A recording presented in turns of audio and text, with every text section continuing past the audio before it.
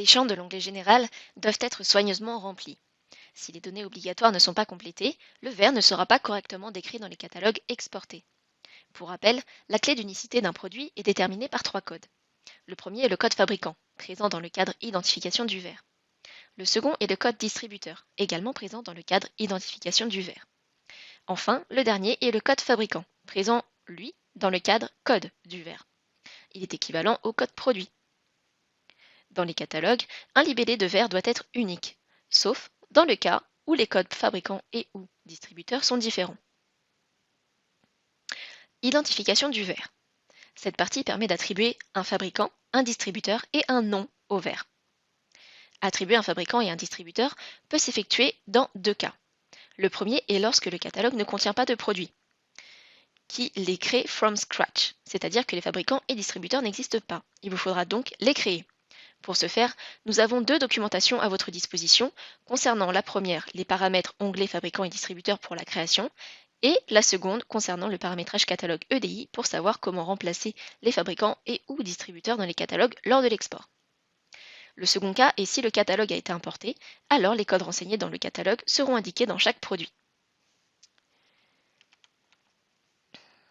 Pour enseigner le verre, les caractères s'effectuent en fonction du format que vous aurez choisi. C'est-à-dire que pour l'Opto 11, le nombre de caractères maximum est de 60. En Optimize, il est de 50 et en SF6 de 40. Le nom abrégé permet d'indiquer un nom court dans les catalogues. Le nombre de caractères maximum attendu est de 12. Produit public. Il permet d'indiquer si le produit est disponible dans les catalogues publics ou seulement pour une ou des enseignes particulières. Code du verre. Fabricant. Il est attribué par le fabricant. Ce code doit être unique dans les catalogues. Distributeur. Il est attribué par le distributeur. Ce code peut être utilisé pour codifier différemment des fabricants sur un même produit. Le choix du code fabricant ou distributeur s'effectue dans les définitions du catalogue dans les exports. Commande. Ce code est attribué par le fabricant. Il peut être multiple dans le catalogue. C'est ce code qui sera utilisé lors de la commande.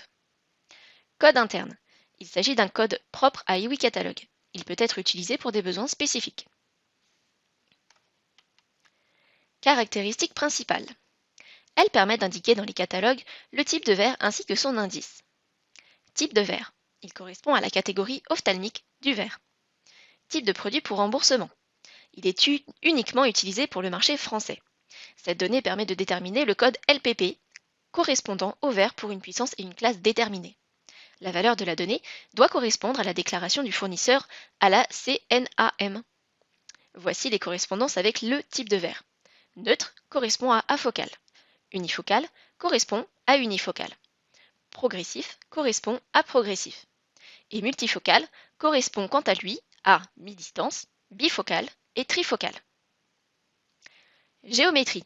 Elle permet d'indiquer si le verre est sphérique, asphérique ou taureau-elliptique. Matériau. Il permet de spécifier le matériau servant de base au verre. Matière. Elle permet d'indiquer la désignation commerciale du matériau. Indice de réfraction réel. Il s'agit de l'indice commercial du verre.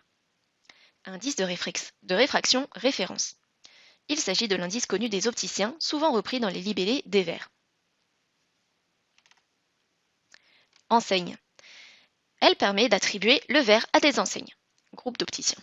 L'avantage de ce module enseigne est d'éviter de faire des duplications de produits alors que l'ensemble technique du verre enseigne est identique au verre de base.